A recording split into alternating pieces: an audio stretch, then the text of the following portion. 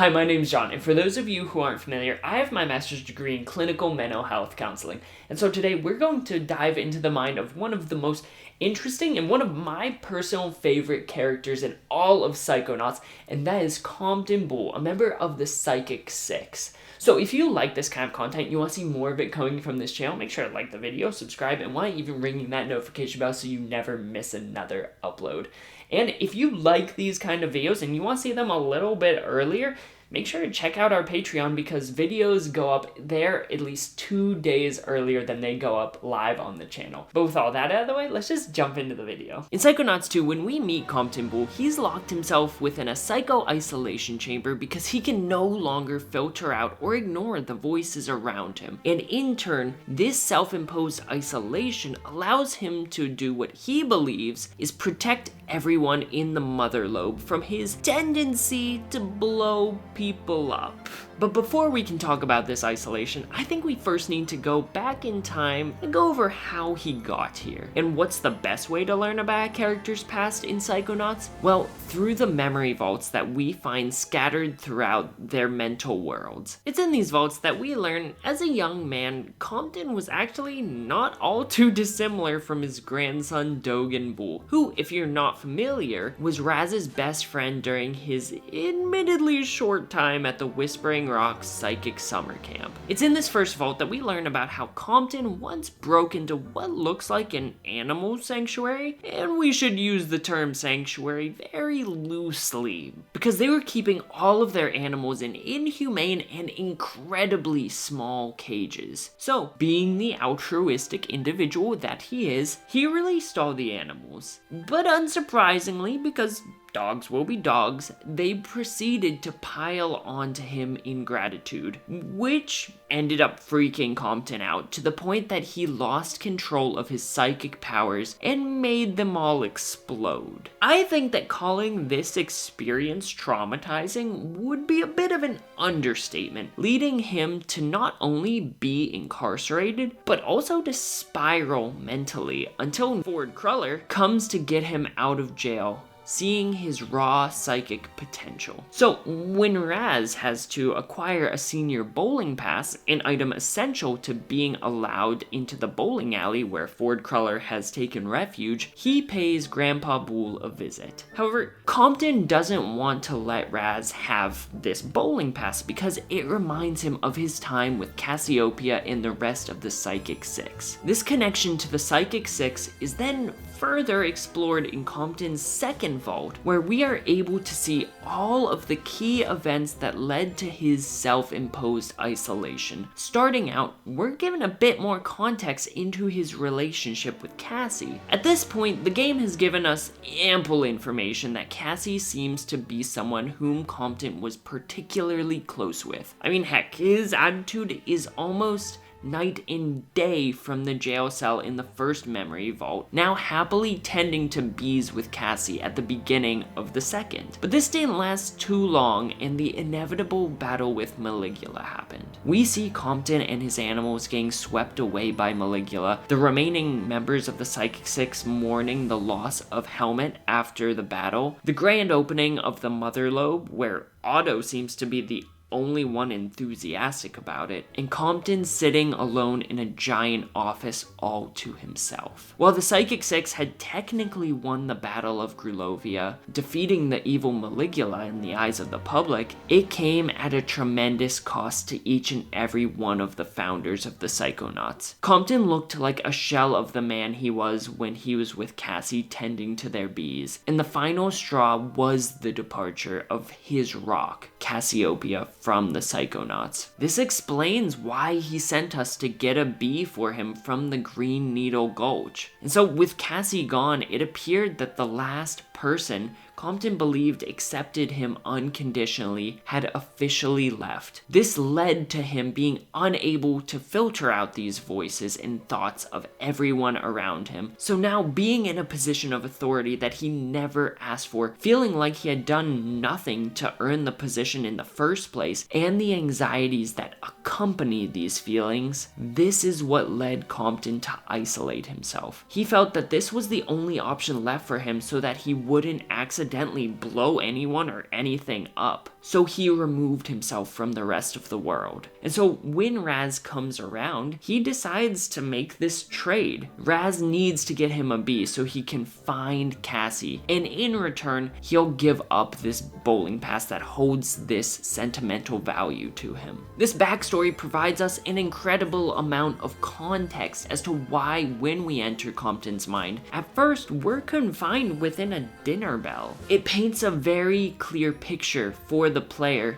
that Compton's mind has been forced to make sense of him completely shutting himself off from the rest of the world since Cassie had left. So when Raz goes to ring the bell, he pleads that he isn't ready because Cassie isn't there yet. And if they start now, then judgment will arrive. This is the first time that we're introduced to the judgment enemy type, and at this point in the game, it's one of the strongest enemies that we're able to encounter. It perfectly illustrates to us just how profound of an effect that judgment, which is described by the game itself as being cruel and unusual, has on Compton. In essence, it was Compton's fear and anxiety of leaving isolation without Cassie by his side that led to his pervasive struggles with judgment, and in turn, it allowed it to materialize within this safe space within his mind that he had created. But once Raz disposes of it, this is where the floodgates open and we are able to see the true inner mechanisms of Compton's mind.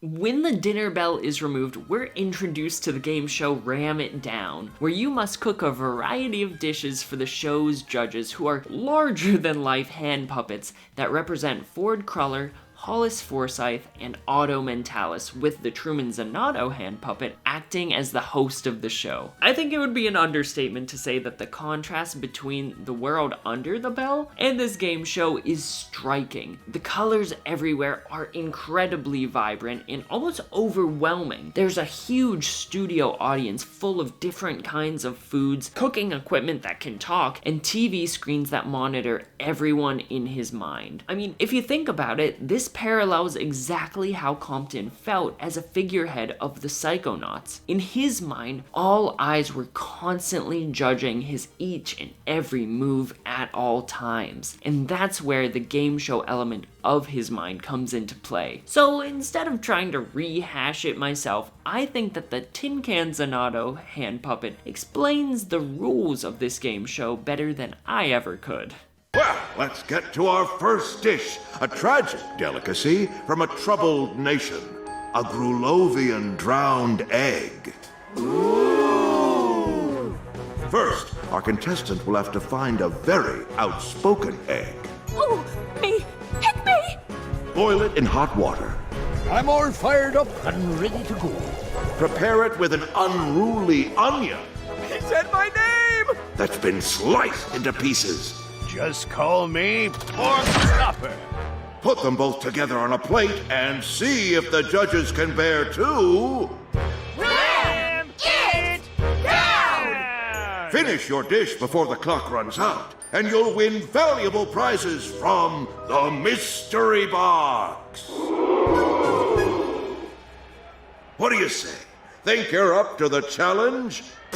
Sounds easy. Now, these rules are admittedly pretty straightforward on the surface, and not dissimilar from the various popular cooking shows that we're familiar with. But I really want to highlight that since you are the only competitor, if you mess up, then everyone in the room will know. Honestly, it's a wonder that anyone can work so efficiently on these shows, even when they're competing against other people. I mean, you might as well be competing in Hell's Kitchen with an emphasis on the hell part, while you're having to dodge obstacles in this level that could kill you, like scorching hot steam, weird vomit, razor blades, burning stovetops, and more. It's here that Compton's fear of performance and being scrutinized by his peers is on full display. This game illustrates to us as the player that Compton is likely coping with difficulties that are strikingly similar to what could be diagnosed in the real world as a social anxiety disorder, which is often also known as social phobia. In the DSM-5, social phobia is characterized by anxiety and fear of scrutiny when placed in one or more social situations, which I would say that being the figurehead of an international organization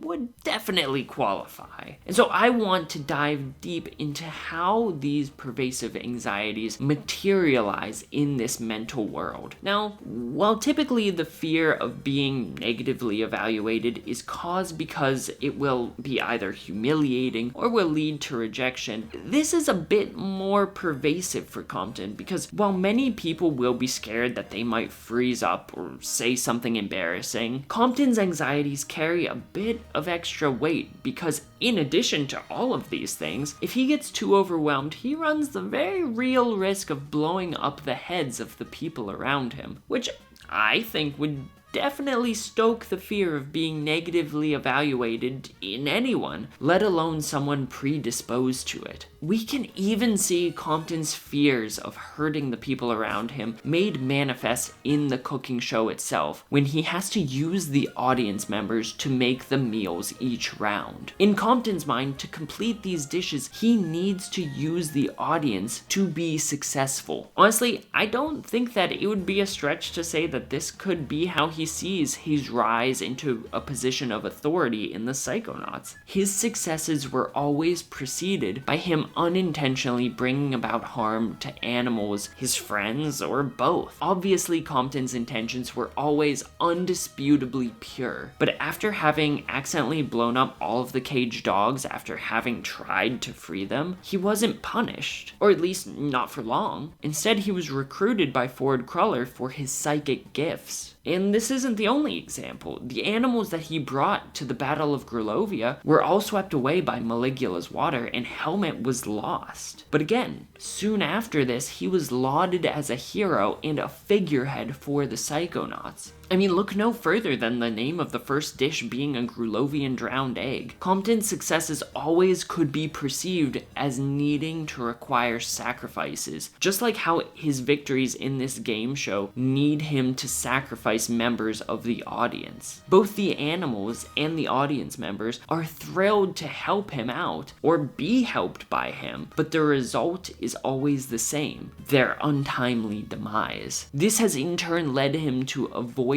social situations altogether, or if he absolutely has to, he will endure them with intense fear and anxiety if he gets overwhelmed or if there are too many voices. I mean, it certainly makes sense where this fear and anxiety stems from, but now it has reached the point that the fear Compton holds, even in casual social situations, is distinctly out of proportion to the actual threat that these situations could pose to him. This in turn makes his anxiety skyrocket when he's in these situations, which makes him scared that he could hurt people, which is certainly justified, but this almost causes a domino effect, leading him to be even more and more anxious as time goes on, almost creating a self-fulfilling prophecy. So Compton does what a lot of people in his position would do, and he shoves all of these negative feelings down so that he doesn't need to confront them. He decides to go into isolation, both physically in the psycho-isolation chamber and in the dinner bell within his mind, only ever interacting with an incredibly small amount of people at a time, effectively ramming these fears down so that he doesn't need to think about them. It's clear in this level that above all else, Compton Boole fears the judgment from the heads of the Psychonauts, who represent the judges, as well as Truman Zanotto, who he sees to both metaphorically and literally run the show. Now, what's interesting about this game show in particular is the fact that with each dish that we cook for the judges, the more complex the dish will become, and the less time that we have to complete it. And while this may just seem like a natural progression of difficulty through the level to add challenge and entertainment value to the game, and in most circumstances it would be, if the time limit mattered. but it doesn't. Like, at all. I love what this does to us as the players, because if we don't know that the time limit is arbitrary, which on the first playthrough we likely won't, it allows us to feel the anxiety Compton does as we are racing against the clock to finish these recipes in time. But the only consequence for not finishing within this time limit is that you won't get the mystery box at the end of the dish. The time limit is in essence completely optional, and the stress that we feel in the moment is disproportionate to the actual risk, just like Compton's anxieties are. If you fail to finish within the time, all that happens is that you don't get that mystery box, which all you need to do is once you finish the level, go back and it'll be freely available to you anyways. So once we submit each of these meals for judging by Ford, Hollis, and Otto, we get to see how Compton himself interacts with those he believes to be his superiors. Like, just watch this clip. What do you have to say for yourself? We have attempted to infuse this dish with, Curiosity and resilience. The more sensitive palates among you will also discern just a dash of regret.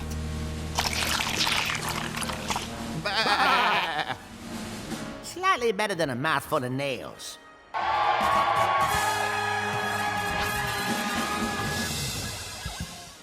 In the Associated Features Supporting Diagnosis section of the DSM-5, it states that individuals with a social anxiety disorder may be excessively submissive, have overly rigid body posture, demonstrate inadequate eye contact, or speak with an overly soft voice. Now, based on the clip we just watched, I think that we can see that Compton easily checks each of these boxes. However, over the course of these 3 dishes, and with the help of Raz, he slowly begins becoming more vocal as he explains the recipes they have created to the judges. Each time they successfully complete a dish though, regardless of how masterfully done it was, the judges will always give either a dismissive response or a backhanded compliment. And it's this dismissiveness, particularly from Ford in the face of Compton's success, that I really want to focus on. So to understand how Compton sees Ford specifically, we need to look no further than the commercials that occur between the level's cooking segments. These commercial breaks feature different cereals that seem like a meaningless excuse for enemies to be included in the level. But if you really think about it, these cereal ads are based on his feelings towards Ford Cruller and Cassiopeia. Well, it's no surprise that the regret enemy type is showing off Cassie's B cereal, illustrating to us that he has regrets about not going to find Cassie sooner, which is also why he had to ask Raz to get a B in exchange for the bowling pass. The cereal that Ford is illustrated on, Tin Can Crunch, is incredibly telling about how he feels about Ford. This highlights Cruller as though he is a celebrity on a cereal box, almost like when LeBron James was on a Wheaties. I mean, it's a pretty well-known trope that if you're incredibly famous, you end up on a cereal box. And it's clear that Compton has placed the man who saved him from jail on this high of a pedestal. It's also probably why Ford is the harshest of the judges and often acts as their mouthpiece, saying things like if Compton messes up the lumberjack pancakes, it would be an insult to the very heart of the Psychonauts, something that Compton desperately would not want to do. And this leads us to the final boss fight, but first we need to address the elephant, or I suppose the goat, in the room, and that's the fact that all of the judges and the host are represented as versions of themselves mixed with goats. This is interesting because while this can be dismissed as simply being caused by Compton's abilities to speak with animals through his psychic ability of zoolingualism and the abundance of goats around the mother lobe, I don't think it's that easy. If we really think about goats, there's a common misconception that goats will eat absolutely anything, to the point where they would even eat a tin can if it were placed in front of them. But if you actually know anything about goats, it goes without saying that this is untrue because goats are actually very picky eaters and are instead really good at finding nutritious foods. If you give them low quality food, then they probably won't eat much of it because they know it's not worth the stomach space. It's for this reason that I believe that the judges are represented by goats. Goats are judgmental of the things that they eat, which fits in perfectly with the world Compton has created within his own mind. He's attributing this judgmental aspect of the goats and pushing that and projecting that onto his peers. So when we finally reach the final boss battle itself, this is when Compton and Raz are separated. I think this is a really interesting moment within Compton's mind because, as we've already established, with each recipe, Compton began developing more and more self-confidence when describing these recipes to his colleagues as they're judging him. It was throughout the course of this level that Raz was able to help Compton to gain autonomy and confidence without pushing him too hard to go outside of his comfort zone until this point. And so with Raz facing down the judges, he must provide Compton with the ingredients to feed and inevitably defeat the hand puppets once and for all. And I'll be real with you, this boss battle is incredibly gross, with the judges constantly using purple vomit as their primary weapon, then needing to pick the food we need out of this vomit. While this could appear to be gross just for the sake of being gross, this, as with everything in Compton's mind, is likely intended to have a bit more depth to it than just a battle mechanic. While it may seem simple, I think that these judges attacking using vomit is just a symbolic representation of how Compton may get psychosomatic symptoms of nausea, heartburn, or something along those lines when his social anxiety strikes. Which, if you aren't familiar with psychosomatic symptoms, they're essentially physical symptoms that are caused or aggravated by a mental factor, such as internal conflict or stress. To be completely honest though, I'm just speculating on this piece, based on common trends within people who experience anxiety. I mean, it would make an incredible amount of sense though, as this vomiting only comes from the stressors themselves. The judges, who we learn by the end of the boss fight, have been controlled by Compton all along as hand puppets. The reveal, while not the most surprising, that the whole time Compton was the one unknowingly controlling these hand puppets, strikes at something incredibly poignant about social anxiety. Whether or not someone from the outside looking in understands them, these feelings of anxiety are certainly very real in the mind of the individual going through them. It's the individual's perception of the situation that is causing their anxiety, and in turn, the idea that these judgments may or may not be present becomes much more all-consuming than they probably would be otherwise. But that's easy to say when you're not living it, and I don't want to downplay how difficult it can be for a lot of people to be able to overcome these anxieties. Just like Compton, it's okay to take things slowly, one step at a time. Compton was able to overcome many of his stressors and anxieties by the end of this level, symbolically taking the puppet off of his own hand because he was able to process through his fears with the support of Raz instead of running from them. And this is something that I wish more people had the opportunity to be able to do, whether this is with a mental health counselor or any other form of support in their lives. It's hard to be able to overcome these things alone, and sometimes you just need that extra bit of support. In this level, while it's technically Raz doing a lot of the cooking until the final boss battle, the important piece is that Raz provides Compton the support he needs while explaining the dishes to the judges until Compton feels comfortable to be able to do it himself. Raz being this support without trying to quote-unquote fix Compton is huge, and why I really love a lot of the levels in Psychonauts 2, because it really illustrates the empathetic understanding that a lot of people need so that they are able to help themselves through these situations, so that they can lift themselves up on their own 2 feet and with their own strength to be able to continue moving forward. Compton, like each and every character whose mind we go into in this game, has been through an incredible amount in his life, and it's